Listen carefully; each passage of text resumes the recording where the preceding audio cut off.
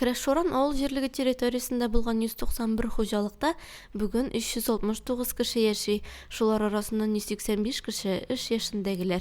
Әлеге авыл җирлеге район үзәгеннән ерак урнашкан булса да, халык актив тормыш алып бара. Кырешоран авыл җирлеге башлыгы Радик Сафиуллин агымдагы елның 6 аенда башкарылган эшләргә тукталды. Җирлектәге урам юлларын гравий белән түшәлгән, ел сайын 2 тапкыр кырыла, өстәп гравий салып ремонт үткәрелә. Җирлектәге авылларның юл кырларын шул үләннәр белән чагылып, чистартылып торыла. Шулай ук кышкы чорларда урам юлларын кардан һәр даим чистартылып торыла. Авыл җирлегендә бер төп гомуми белем бирү мәктәбе эшли. Узган елда укучылар саны 15 булса, бу уку елында мәктәптә 11 укучы белем һәм тәрбия алыр дип көтелә. Җыенда катнашкан район башлыгы Альберт Хуҗин үсеп килүче буынны саклау мөһимлеге турында искәртте. Райондашларыбызны ватаныбызга тугры булырга чакырды. Бәрәшбаш авыл җирлеге составында булган Иске Бәрәш һәм Бәрәшбаш авылларында тормыш кайный кебек тоела. Бәрәшбаш авыл җирлеге башлыгы Зөлфия Галиева халыкның тырыш булуын билгеләп үтте. Бүгін күндә безнең авылда 585 кеше яши.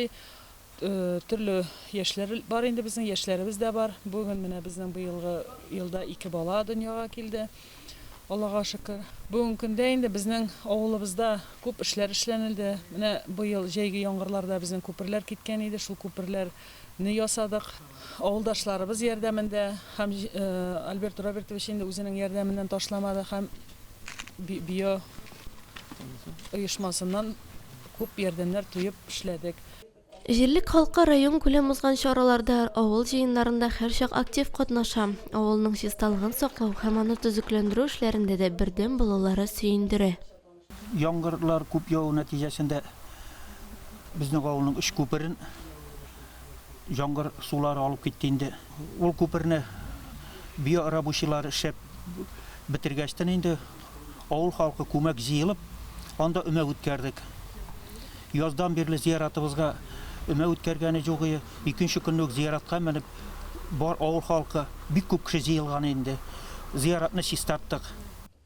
Район башлыгы Альберт Хуҗин җирлекнең эшчәнлегенә һәм халыкның бердәмлегенә югары бәя бирде.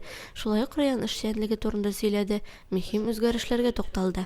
Авыл халкы җирлек торышына да, район тормышына да битараф түгел. Әлеге җыеннан да күренгәнчә, алар һәр нәрсә белән кызыксынып яши. Рамиля Сәләмова, Динар Нуретдинов, Мөслим телевидениесе.